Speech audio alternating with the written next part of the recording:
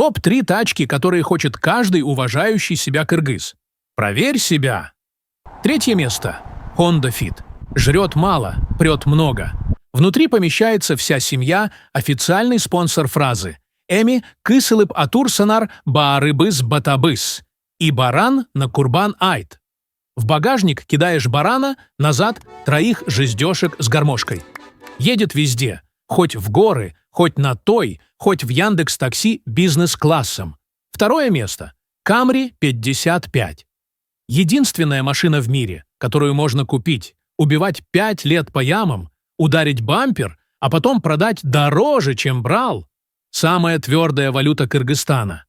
Если у тебя Camry, ты не водитель, ты рожденный инвестор. И первое место – Lexus 570.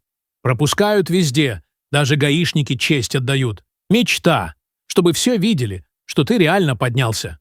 Жрет бензин как не в себя, зато эжишки на районе уважают.